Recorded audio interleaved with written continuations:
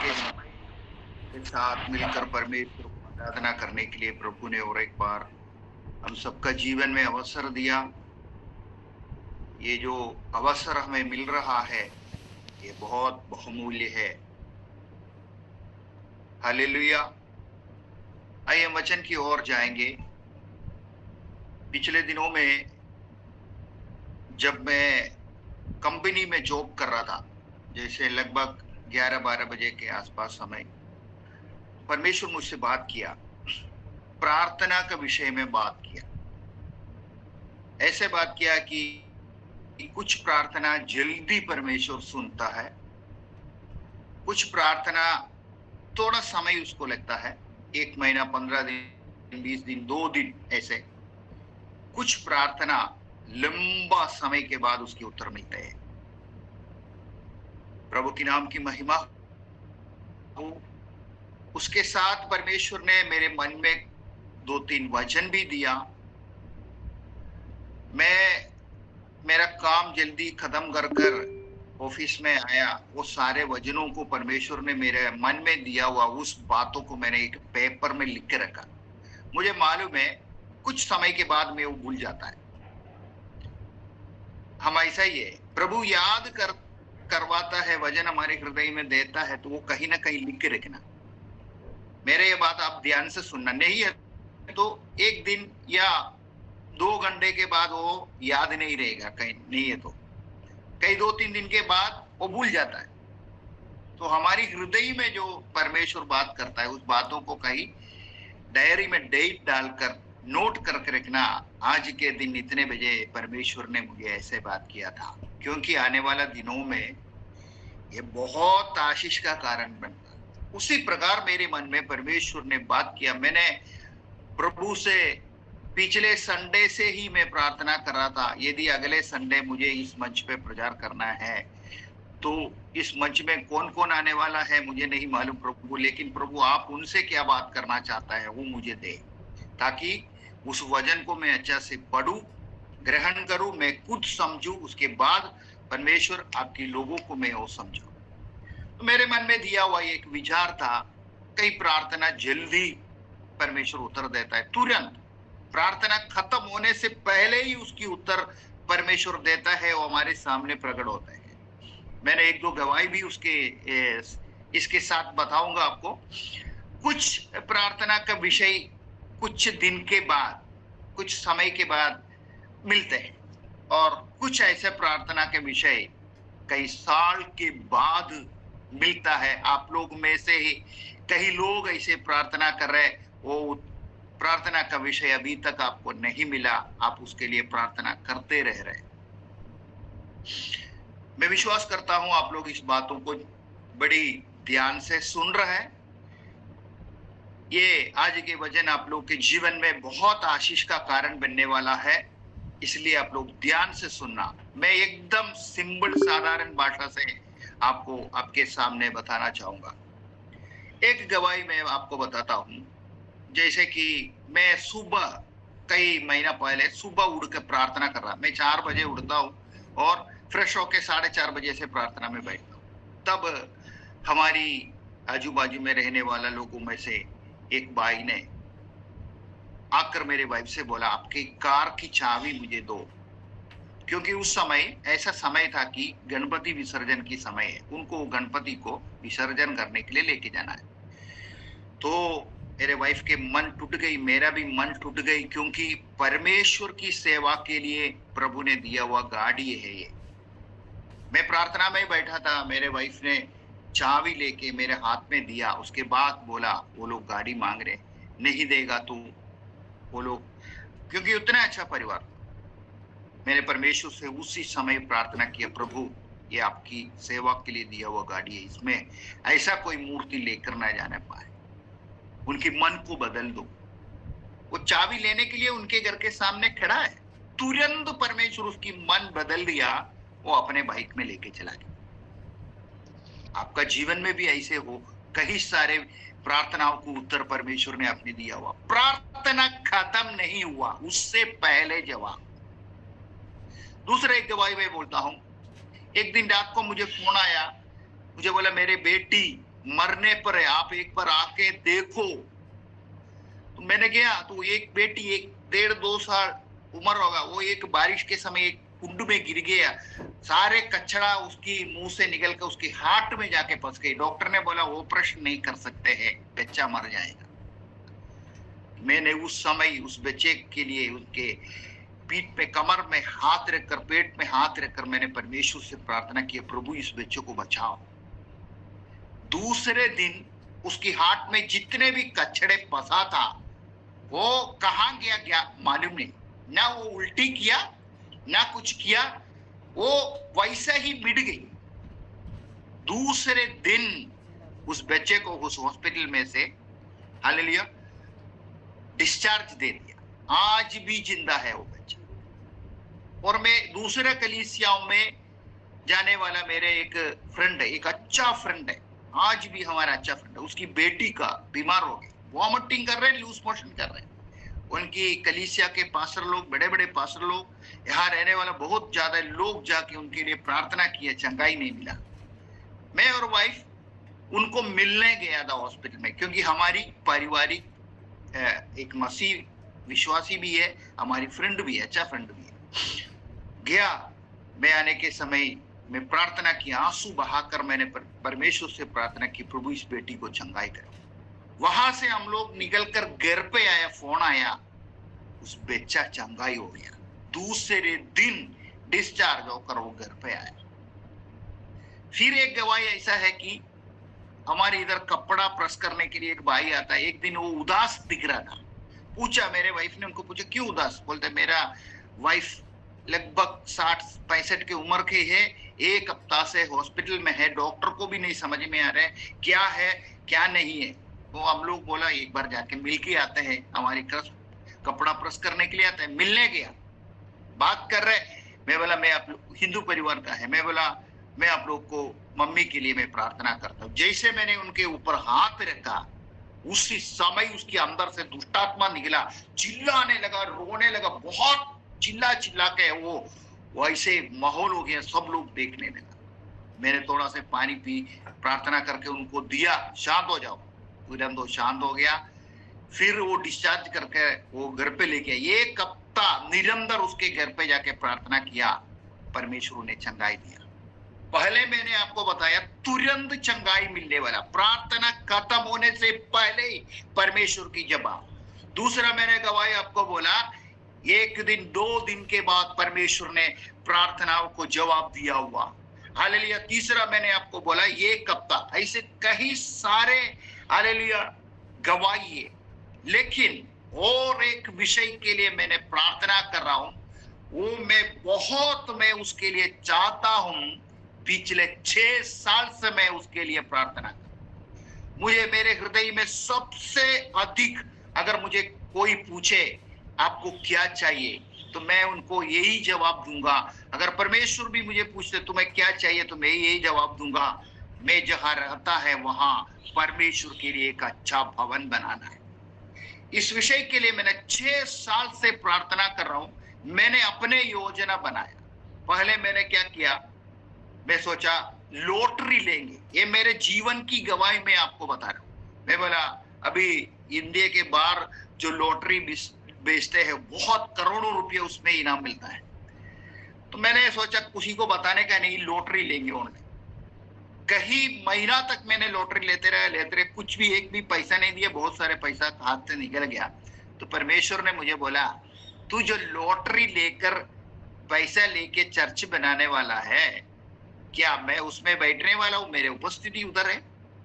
तो मैंने परमेश्वर से बोला, प्रभु जी ये निर्बुद्धि व्यक्ति को क्षमा कर, हालेलुया, मैं कभी जीवन में लॉटरी नहीं लूंगा।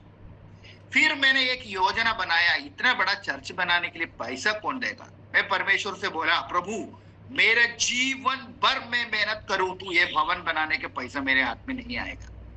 तब मेरे दिमाग में ऐसे आया, इंडिया का बाहर कहीं अच्छे करोड़पति प्रभु की सेवा करने वाला प्रभु की दास लोग है, जो फ्लाइट है उसकी खुद की फ्लाइट है, वो सबकी लिस्ट बनाया, 10-12 लोगों का मेल आईडी ऑनलाइन में ढूंढा, वो सबको ये जमीन का फोटो लेकर मैंने उनको मेल किया, आप लोग मदद करो। क्या हो गया मालूम है? एक सिंगल जवाब उसमें नहीं आया, एक सिंगल जवाब किसी ने भी उसको कोई जवाब नहीं दिया। तब मेरा मन में ऐसे विचार आया, इंडिया में चर्च बनाने का उनका क्या जरूरत है, वो क्यों सपोर्ट करेंगे? मैंने वो प्लान भी कैंसिल किया। अभी मैं परमेश्वर से प्रार्थना कर रहा हूं, प्रभु मुझे एक बिजनेस खोलने के लिए सहायता कर, उस बिजनेस से जो पैसा मिलेगा उससे मैं वो चर्च बनाऊंगा, लेकिन मैं किसी से भी चर्च के लिए पैसा मांगने नहीं जाऊंगा। एक व्यक्ति से भी मैंने चर्च बनाने के लिए मुझे पैसा चाहिए कर कर मैंने नहीं मांगूंगा। प्रभु मुझे दे, मैं उसमें से बनाऊंगा। पिछले 3 साल से मैंने ये प्रार्थना करके आ रहा हूं।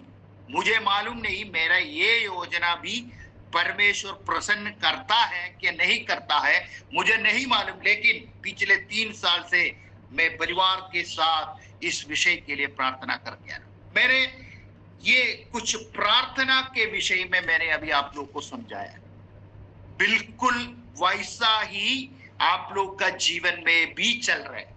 कहीं प्रार्थनाओं की उत्तर परमेश्वर आपको जल्दी दिया, कहीं प्रार्थनाओं की उत्तर 2-3 दिन के अंदर दिया, कहीं प्रार्थनाओं की उत्तर कहीं महीने के बाद आपको दिया, कहीं प्रार्थना का विषय अभी तक नहीं दिया है, लेकिन आप प्रार्थना करते रह रहा है। हालेलुया।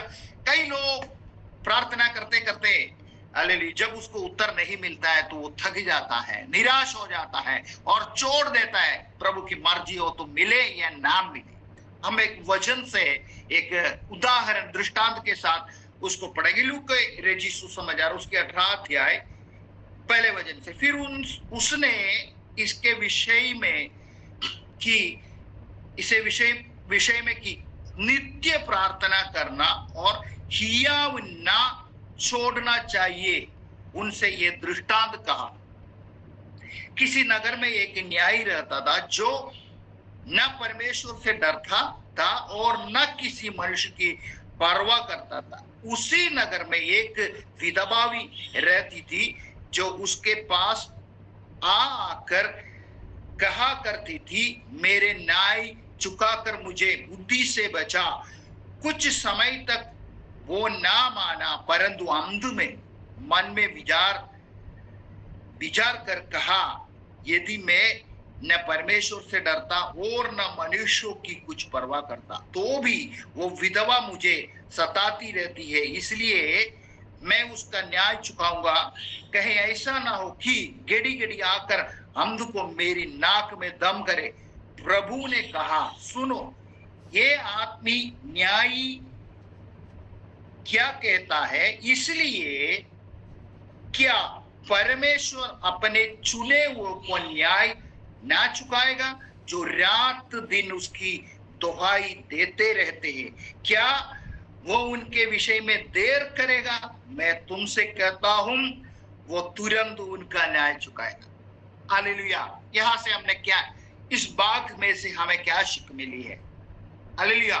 निरंतर उस स्त्री, वो विधवा स्त्री उस न्याय के पास जाके अपना न्याय के लिए मांगते हैं, लेकिन उन्हें सुनने का इच्छा ही नहीं। लेकिन बार बार वो जाकर उसको तंग करने से उनके मन में एक विचार आया, ऐसा ना हो ये मेरा नाक का दम कर रखे, बात में मुझे निंदा ना करे। उस समय वो न्याय उसकी काम करके देते हैं। परमेश्वर इस दृष्टांत के द्वारा हमें क्या समझाता है कि हालेलुया, वो न्याय यदि ऐसा कर सकता है तो मैं चुना हुआ लोग जो दिन रात मेरे उपस्थिति में जो विषय के लिए प्रार्थना करता है उसको मैं देर करता है क्या? बिल्कुल नहीं। समय पर परमेश्वर उसके उत्तर आपको देगा। हालेलुया। हम ऐसा ना सोचो हमारी प्रार्थना से ये संभव हो गया, मैं प्रार्थना करने से ये चंगाई उसको मिली है। नहीं है तो मेरे प्रार्थना, मैंने पहले आपको बताया कई पास्टर लोग आकर प्रार्थना करने के बाद चंगाई नहीं मिला, लेकिन मेरे मन में ऐसा विचार नहीं आना चाहिए वो पास्टर लोग जाकर प्रार्थना किया तो नहीं मिला, मैं जाकर प्रार्थना किया तो मिला। घमंड कभी नहीं आना। हालेलुया। यदि घमंड आया उसी दिन से सेवा कदम परमेश्वर की कृपा खत्म हो जाएंगे। हालेलुया, घमंड नहीं आना है। हालेलुया, क्यों? हालेलुया, जब परमेश्वर की उपस्थिति में पूरे मन से किया हुआ प्रार्थना का उत्तर परमेश्वर देगा, चाहे वो कितना भी छोटा व्यक्ति हो, उसकी प्रार्थना परमेश्वर सुनता है। हालेलुया। और एक वचन हम पढ़ेंगे पहले तेसलोनिया का पुस्तक 5:16, सदा आनंदित रहो, निरंतर प्रार्थना में लगे रहो, हर बात में धन्यवाद करो, क्योंकि तुम्हारे लिए मसीह यीशु में परमेश्वर की यही इच्छा। निरंतर क्या प्रार्थना कर करके थक चुका है? हालेलुया, प्रार्थना कर कर कर थक चुका है। हालेलुया, ऐसा भी अवस्था में लोग चले जाते हैं, कई दिन से प्रार्थना कर रहे, उत्तर नहीं मिल रहा, क्या करेगा? हालेलुया, उत्तर देने वाला परमेश्वर है। हमारी प्रार्थनाओं की सामर्थ्य से नहीं, हमारी प्रार्थनाओं में हम बोलने वाला वर्ड से नहीं होता है, हमारी पवित्रताई से नहीं होता है। हालेलुया, लेकिन काम करने वाला, उत्तर देने वाला परमेश्वर है। परमेश्वर की ओर से ही हालेलुया प्रार्थना की जवाब मिलती है। कोलोसियों की पुस्तक 4 अध्याय उसकी दूसरा वचन में क्या लिखा है? कोलोसियों की पुत्र 4 अध्याय उसकी दूसरा वचन, प्रार्थना में लगे रहो और धन्यवाद के साथ उसमें जागृत रहो। एक जागृति होना चाहिए। प्रार्थना एक अलसता से जो किया हुआ प्रार्थना कभी नहीं परमेश्वर सुनेगा। आलसू होकर हालेलुया प्रभु की उपस्थिति में करने वाला एक भी प्रार्थनाओं को उत्तर नहीं मिलेगा। हालेलुया, लेकिन जागृति से करने वाला प्रार्थना की उत्तर परमेश्वर जल्दी देगा। हमारी आज की मनन की यही उसमें से एक विषय था, प्रार्थना क्यों देर होता है। प्रार्थना देर होता है तो कई लोगों को गुस्सा आता है, प्रार्थना देर होता है तो परमेश्वर को भी निंदा कर देते हैं लोग, ओ ये प्रभु मेरे लिए काम नहीं कर रहे। अगर प्रार्थना का उत्तर नहीं मिलता है, कई लोग विश्वास भी छोड़ देते हैं, अभी प्रार्थना करने से कोई फायदा नहीं है। हालेलुया, कुछ होगा नहीं, मुझे पहले से ही मालूम था ये नहीं होता है। ऐसे करके कहीं जवाबों को हम हालेलुया मेरे मुंह से कहीं बात निकल जाता है। हालेलुया, कितना भी प्रार्थना करो कुछ नहीं होता है। लेकिन देरी होने के पीछे का ही कारण है। हालेलुया, हम वो ये वचन के द्वारा उसको समझेंगे। निर्गमन की पुस्तक उसकी 12 अध्याय 40 और 41 वचन पढ़ेंगे। मिस्र में बसे हुए इस्राएलियों को 430 वर्ष बीत गए थे और उन 430 वर्षों के भीतर पर ठीक उसी दिन यहोवा की सारी सेना मिस्र देश में से निकल गई। अभी आपको कोई पूछे मिस्र देश में इस्राएल लोग कितना साल रहा था, तो आप उनको ये जवाब देना 430 साल मिस्र देश में इस्राएल लोग रहा था। उस 430 वर्ष के अंदर हालेलुया कई वर्ष यूसुफ के साथ में था, लेकिन यूसुफ मरने के बाद 400 साल इस्राएल लोग मिस्र देश में गुलामगिरी में था। कितने साल? 400 साल। और टोटल 430 साल वो लोग वहां रहे थे। हम पढ़ेंगे उल्पत्ति के निर्गमन के पुस्तक, उल्पत्ति नहीं निर्गमन के पुस्तक पहले अध्याय उसके 8वां वचन से पढ़ेंगे। मिस्र में एक नया राजा गद्दी पर बैठा जो यूसुफ को नहीं जानता था। यूसुफ मर गई, उस समय में जो फिरौन राजा था वो भी मर गई, जो यूसुफ को मालूम था। उसके बाद एक नया राजा वहां गद्दी पर आ गई।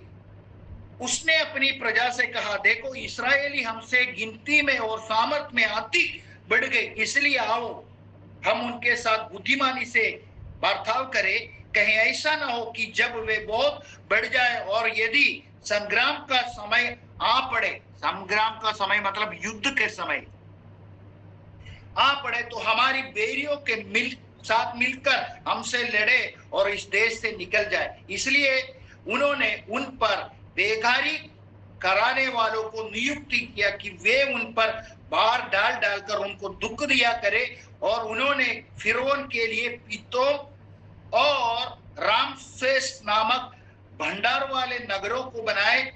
पर ज्यों ज्यों वे उनको दुख देते गए, त्यों त्यों वो बढ़ते और फैलते चले आए। इसलिए वे इस्राएलियों से अत्यंत डर गया।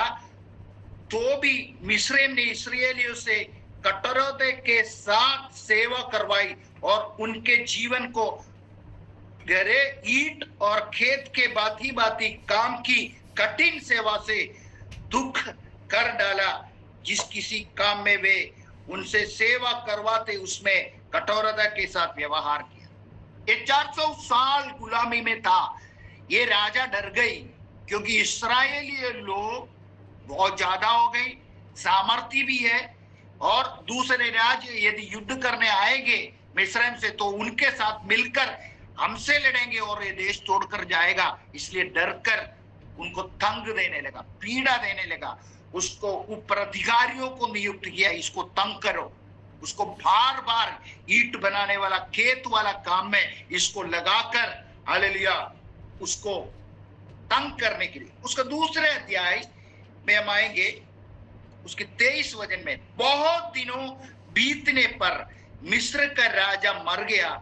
इस्राएली कठिन सेवा के कारण लंबी लंबी सांस लेकर आहें भरने लगे।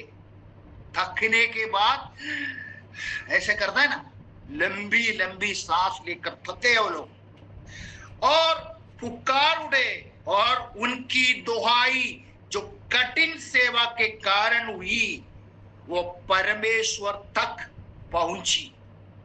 परमेश्वर ने उनका कहराना सुनकर अपनी वाचा को जो उसने अब्राहम, इसहाक और याकूब के साथ बांधी थी स्मरण किया, और परमेश्वर ने इस्राएलियों पर दृष्टि कर कर उन पर चित्त लगाया।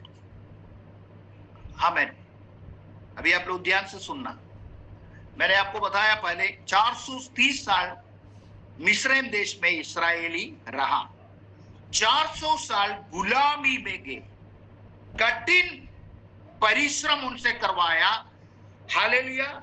ये जो वचन मैंने अभी पढ़ा, आपने सुना है, आप समझ में कितना परेशानी वहां हो रहे थे, और अंत में हालेलुया लंबी लंबी सांस लेकर आहें भरने लगा। इतना परिस्थिति उनकी वहां खराब हो गई।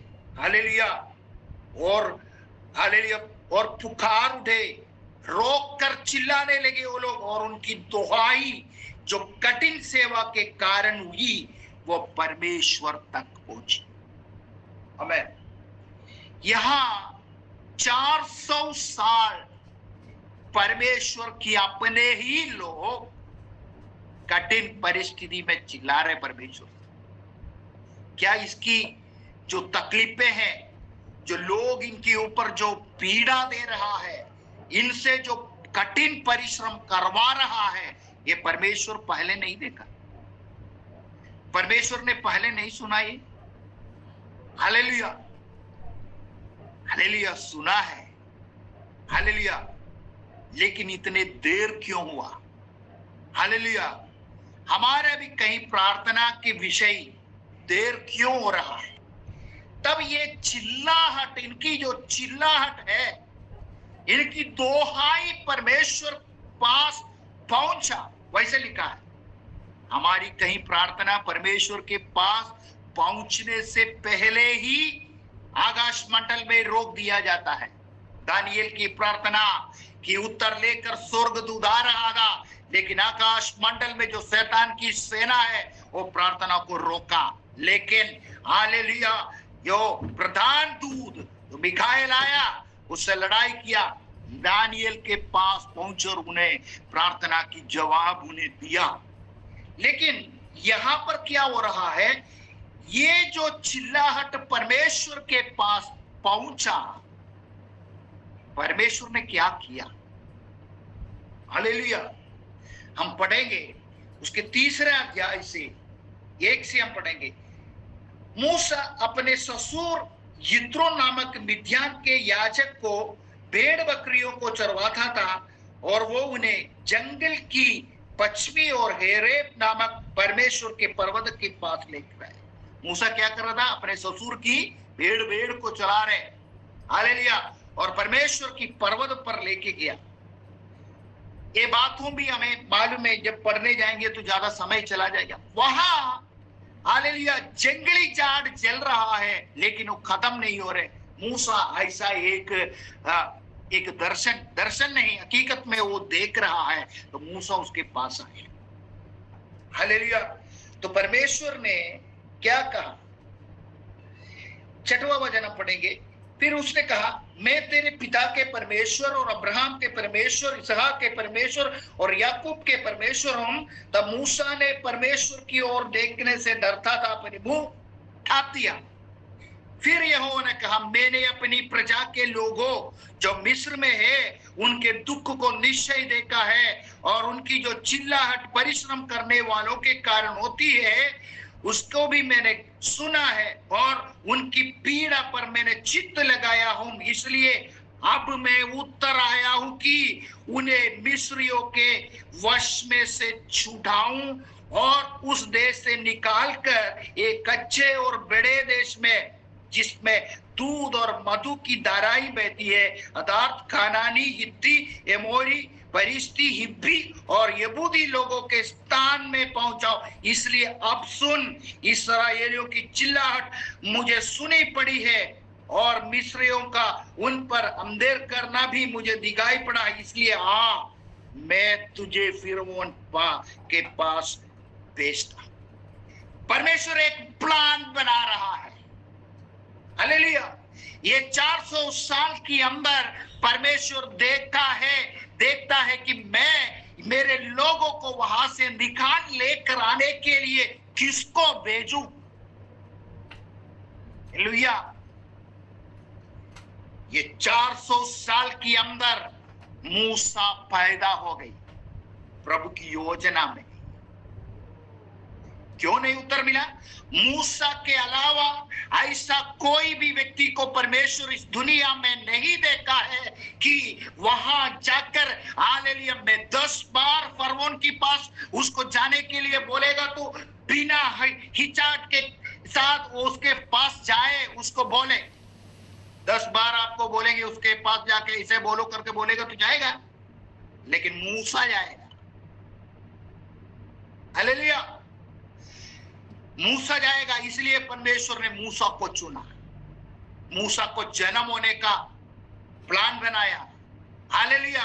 और मूसा के सामने प्रकट होने का एक समय परमेश्वर ने रखा। उस समय पर हालेलुया प्रकट हुआ। 400 साल से मेरे लोग चिल्ला रहा है, रो रहा है, हालेलुया, मैंने तेरे पिता अब्राहम, इसहाक, याकूब के साथ में जो वाचा बांधा था, हालेलुया, उन्हें मुझे बचाने के लिए अब मैं स्वर्ग में से उतर आया हूं इस पृथ्वी में, तू जा। हालेलुया। क्या प्रार्थना के लिए कितना समय लग गया उन लोगों को वहां से लेकर आने के लिए। उसके बाद मूसा वहां गया, हालेलुया, कई बार फिरौन के पास गया, हालेलुया। परमेश्वर ने कई अद्भुत कार्य उस देश में प्रकट किया। फिरौन के सामने अंत में वो लोगों को वहां से छुड़ा कर लेकर आया। क्या परमेश्वर हालेलुया एक ही दिन में वहां से निकल सकता था? निकाल सकता था, क्यों नहीं किया? हालेलुया। परमेश्वर अपने लोगों को भी ऐसा काम करके दिखाना चाहता हूं, इस पृथ्वी में और कोई नहीं कर सकता है। वो मेरा प्रजा भी ये जान ले, मिस्र देश में कई बाधाएं आया लेकिन इस्राएल लोग को एक भी नहीं चुना। वहां से बाहर निकलने के बाद लाल समुद्र को 2 भाग कर दिया। ये सारे बातों को हालेलुया अपने लोगों के बीच में प्रकट किया। शत्रु की सारे सेना को उस लाल समुद्र में डूबकर हालेलुया परमेश्वर उसमें डूबा कर मारा। हम बोलते हैं प्रार्थना की उत्तर नहीं मिलते, लेकिन परमेश्वर जो करता है सर्वश्रेष्ठ करता है। हालेलुया सबसे अच्छा बात देता है। यदि आपकी प्रार्थना हालेलुया देर हो रहा है तो आप निश्चय जान लो उसमें हालेलुया प्रभु की महिमा के लिए एक अनोखा कार्य परमेश्वर करेगा। हालेलुया हम आएंगे, जल्दी जाएंगे। दूसरा एक दृष्टांत हम पढ़ेंगे लूका के सुसमाचार, लूका रचित सुसमाचार उसकी 11 अध्याय के 10 वचन हम पढ़ेंगे। 9 से पढ़ेंगे। और मैं तुमसे कहता हूं कि मांगो तो तुम्हें दिया जाएगा, ढूंढो तो तुम्हें पाओगे, खटखटाओ तो तुम्हारे लिए खोला जाएगा। क्योंकि जो कोई मांगता है उसे मिलता है, और जो ढूंढते हैं वो पाता है, और जो खटखटाता है उसके लिए खोला जाएगा। आमीन। उसकी सही मतलब ऐसा है कि मांगो तो मिला जाएगा।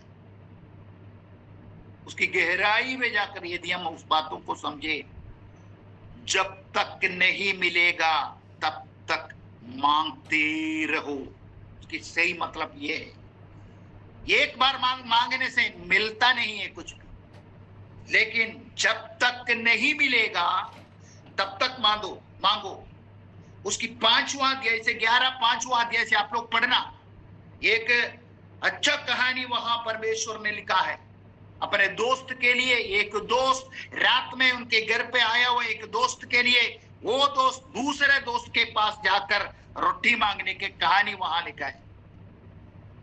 ढूंढो तो तुम पाओगे,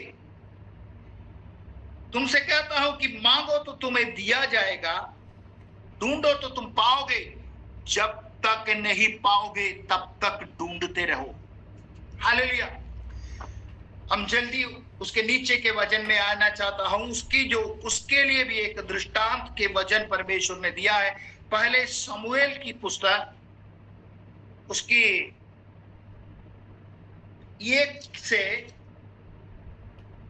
1 से लेकर 10-12 तक वचन में लिखा है। एक पुरुष था एल्काना, उसकी 2 पत्नियां थे, एक का नाम हन्ना और दूसरे के नाम पनिन्ना। दृष्टांत हमें मालूम है, हन्ना को बेचा नहीं था, पनिन्ना को बेचा था। हर साल पनिन्ना जो परमेश्वर की भवन में जाते हैं तो हन्ना को तंग करते थे, उसको बच्चा नहीं होने के कारण हालेलुया उसको दुख पहुंचा देते थे।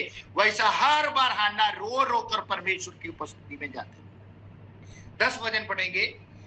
वो मन में व्याकुल होकर यहोवा से प्रार्थना करने और बिलक कर रोने लगी, और उसने ये मन्नत मानी, हे सेनाओं की यहोवा, यदि तू अपने दासी के दुख पर सचमुच दृष्टि करे और मेरी सुधि ले और अपनी दासी को भूल न जाए और अपने दासी को पुत्र दे, तो मैं उससे उसके जीवन भर के लिए यहोवा की अर्पण करूंगा।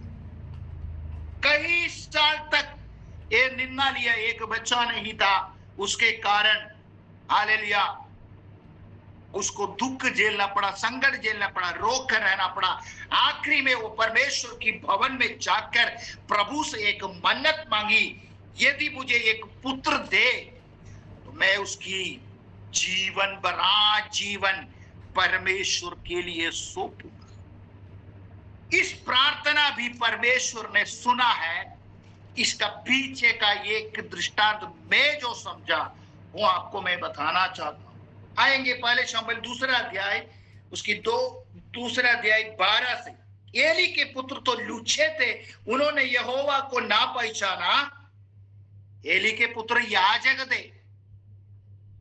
थे, वहां लिखा है वो लूछे थे, उन्होंने यहोवा को नहीं पहचाना। याजकों की रीति लोगों के साथ ये थी कि जब कोई मनुष्य मेल बलि चढ़ाता था तब याजक का सेवक मांस पकाने के समय एक 3 नोक वाला कांटा हाथ में लिए हुए आकर उससे कड़ाही या हड्डी या हड्डे या तसले के भीतर डालता था और जितना मांस कांटे में लग जाता था उतना याजक अपने ले लेते थे। हालेलुया। और उसके नीचे से और पढ़ेंगे 16 वचन से, और जब कोई उससे कहता है निश्चय चर्बी अभी जलाई जाएगी, तब जितना तेरे जी चाहे उतना ले ले, तब वो कहता था नहीं अभी दे, नहीं तो मैं छीन लूंगा। इसलिए उन जवानों को पाप यहोवा की दृष्टि में बहुत भारी हुई, क्योंकि वे मनुष्य यहोवा की भेड़ का तिरस्कार किया। परमेश्वर की वेदी में चढ़ाने वाला मांस चर्बी वो चढ़ाने से पहले आकर याजकों के हाथों में से छीन कर खाते थे। ये एली के 2 पुत्र उसकी दास के उसकी अंदर काम करने वाला दासों के द्वारा वो छीनवाते थे। परमेश्वर की वेदी में चढ़ाने वाला वस्तु चढ़ाने से पहले ही अपने लिए चीते। क्या उसके नीचे में लिखा था? ये मनुष्य यहोवा की भेड़ का तिरस्कार करते थे। और एक वचन हम पढ़ेंगे उसकी 22। एली तो अति बुढ़ा हो गया था और उसने सुना कि उसके पुत्र सारे इस्राएल से कैसा व्यवहार करते थे, वरन मिलाप वाले तंबू के द्वार पर सेवा करने वाली स्त्रियों के संग कुकर्म भी करते थे। हालेलुया। याजक रूप से चुना हुआ एली के पुत्र, दोनों पुत्र ऐसे सब काम करते थे। हालेलुया। इस समय हन्ना वहां दूर बैठकर परमेश्वर से क्या मांग रहा है? प्रभु मेरे निन्ना मेरे जीवन से हटा, यदि मुझे एक पुत्र दे तेरे भवन में जीवन के लिए मैं उसको प्रतिष्ठा करूंगा। हालेलुया। प्यारो, परमेश्वर ने देखा जो प्रभु ने नियुक्त किया हुआ ये याजक प्रभु को जो महिमा आदर देना चाहिए वो नहीं दे रहा है। हालेलुया। और प्रभु की भवन में आने वाला स्त्रियों के साथ जो समागमन उसकी वेदी के आगे काम करने वाला स्त्रियों के साथ कुकर्म कर कर हालेलुया जैसे व्यवहार कर रहा है, परमेश्वर ढूंढ रहा है ऐसा किसको मैं मेरे आदर करूं, मेरे आज्ञा को मानूं। हालेलुया। मेरे हालेलुया विधियों को हालेलुया परमेश्वर की वायदा के अनुसार करने वाला किसको मैं ये सेवा सौंपूं। हन्ना की प्रार्थना सुनी गई। आखिरी में क्या हुआ? ये दोनों याजक युद्ध में मर गई। हालेलुया। वहां उस जगह दिन रात परमेश्वर की उपस्थिति में विश्वास योग्यता के साथ हालेलुया प्रभु की सेवा करने के लिए एक शामुएल बालक को परमेश्वर ने नियुक्त किया। ऐसा एक भविष्यवाणी का वरदान उन्हें दिया। दिन रात वो प्रभु की भवन मंदिर में रहते थे। हालेलुया। योजना परमेश्वर कैसा बना रहा है? प्रार्थना क्यों उसकी जवाब जल्दी क्यों नहीं मिलता है? हालेलुया। यदि अन्ना के प्रार्थना पहले दिन ही सुनकर यदि उसको एक सम्मान अगर दे तो अन्ना भी खुश, अन्ना उसको प्रभु को दे ही देंगे। हालेलुया। लेकिन परमेश्वर देखता है मैंने जो मेरे भवन में काम करने के लिए सेवा करने के लिए याजक रूप से चुना हुआ 2 लोग हालेलुया मेरे आदर नहीं कर रहा। हालेलुया। लोग मेरे सामने अर्पण करने के लिए लेके हुआ वस्तु छीन कर पहले खा रहा है। हालेलुया। हालेलुया। वो भवन में काम करने वाला स्त्रियों के साथ कुकर्म कर रहा है, लेकिन मुझे यहां से इनको हटाकर हालेलुया मेरे भय मानने वाला, मेरे बातों को सुनने वाला एक को मुझे उधर नियुक्त करना है। हालेलुया। वैसा शमूएल बालक को परमेश्वर ने हालेलुया हन्ना को दिया। वो बालक प्रभु की उपस्थिति में दिन रात हालेलुया परमेश्वर की इच्छा के अनुसार सेवा किया। प्यारों, मैं इधर मेरे संदेश को समाप्त करने जा रहा हूं। उत्तर जल्दी नहीं मिलने के कारण उसके पीछे परमेश्वर की बड़ा एक योजना है। वो आपको हालेलुया हानि के लिए नहीं, आपके चारों ओर रहने वाला लोग ऐसा चकित हो जाए, ऐसा महान कार्य आपका जीवन में प्रकट होने के लिए थोड़े से देर हो रहा है। हालेलुया। प्रार्थना सुनकर आपको कुछ भी देने के लिए नहीं, हालेलुया, उस पर प्रभु की नाम की महिमा भी होना है, लोग भी समझना है ये परमेश्वर की ओर से हुई है। हालेलुया। थक ना जाना, निराश ना होना। हालेलुया। आपके प्रार्थना का उत्तर नहीं मिल रहा है सोचकर निराश ना होना, विश्वास के साथ हालेलुया प्रार्थना करना, परमेश्वर उसकी जवाब देगा। जैसे वे 6 साल से कंटिन्यूअस मेरे प्रार्थना करके आ रहे, आज भी मुझे नहीं मालूम है वो कैसा होगा, लेकिन मैं हालेलुया मेरे अंदर एक बड़े इच्छा है कि ये देश में एक भवन बनाना है। मैं परमेश्वर से ये भी बोला है, मैं किसी से भी मांगने नहीं जाऊंगा, हालेलुया मुझे आप दो। हालेलुया। कई लोग प्रभु की सेवा के लिए मांग कर वो पैसा सब गलत जगह गलत चीजों में यूज कर रहे हैं। जो मांगता है वो सारे प्रभु की सेवा में उपयोग कर रहे हैं कि नहीं? हालेलुया। कई लोग उस पर विश्वास योग्यता नहीं दिखाया। इस युग में मैं परमेश्वर से मैंने ऐसा बात किया है कि मैं किसी से नहीं मांगूंगा, मैं अपने मुंह से हालेलुया किसी से भी मांगने नहीं जाऊंगा। यहाँ एक परमेश्वर की भवन बनाना है, उसके लिए मुझे पैसा दो।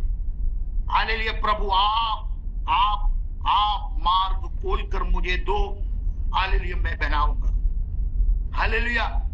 हालेलुया। ऐसा हम भी विश्वास के साथ परमेश्वर की उपस्थिति में हालेलुया मेरे विषयों को लेकर लाइए। हालेलुया। अद्भुत कार्य परमेश्वर प्रार्थनाओं के द्वारा आपके बीच में परमेश्वर प्रकट करेगा। मैं विश्वास करता हूं, यदि आज सुबह के समय यदि आपने इस वचन को सुना, यदि आपने इस वचन को ग्रहण किया, इस वचन की सारे संदेश को आपने समझा, तो आप प्रार्थना करो। जितना भी कठिन विषय आपके जीवन में है, जितना भी खराब परिस्थिति आपके जीवन में है, लेकिन उसका उत्तर परमेश्वर देगा। आपकी परिस्थिति को परमेश्वर बदल देगा। हालेलुया। इस गुजरात में मैं आया, मेरे हाथ में एक थैली लेकर मैं इस गुजरात में आया। उसमें 2 जोड़ी कपड़े थे, बाकी कुछ भी नहीं थे। बहुत कठिन मेहनत करने पड़ा। एक दिन मैंने हालेलुया कंपनी लगभग 10-11 मंजिल का है, उसके ऊपर बहुत बड़े बड़े मोटर रखते हैं। वहां जाकर मैंने टूटा, मैं रोया परमेश्वर को। मैंने ऐसे प्रार्थना किया, प्रभु ये काम सीखने का बुद्धि मुझे दे। अगर नहीं है, मैं ऐसे काम करते रहे तो 1-2 साल के अंदर मैं मर जाऊंगा। इतना कठिन काम करने पड़ते थे। लोहा उठाकर कंधा में रखकर हालेलुया चलना पड़ते, कचरा साफ करना पड़ते थे, लोगों की गाली सुनना पड़ते थे। हालेलुया दिन रात काम करना पड़ते थे।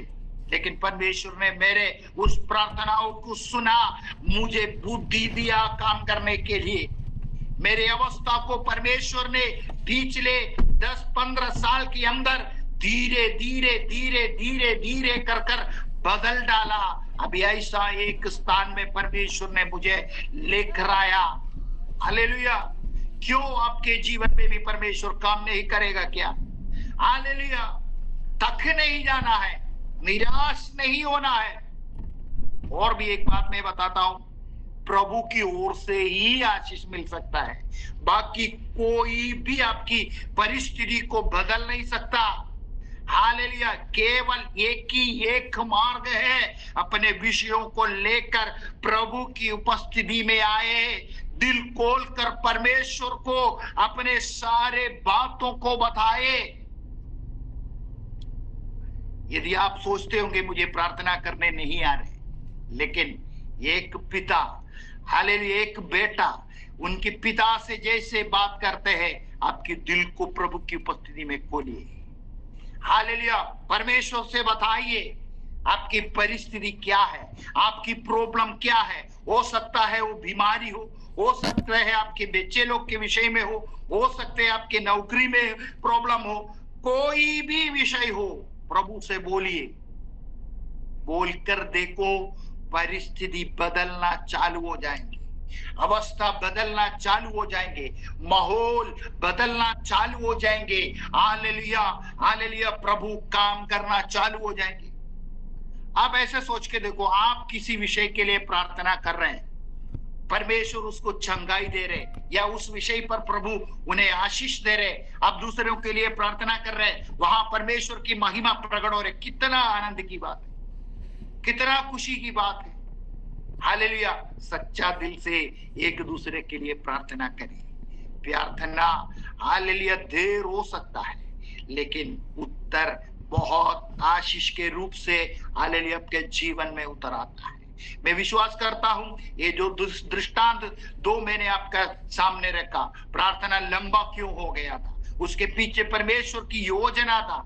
किसी चीज को, हालेलुया, प्रार्थना की उत्तर देने के लिए कई लोगों को खड़ा करना पड़ता है, कई लोगों को उसके लिए परमेश्वर को, हो सकता है जैसे इस्राएल लोग प्रार्थना किया, मूसा को फायदा होना पड़ा, मूसा जीवन लेकर इस दुनिया में आना पड़ा।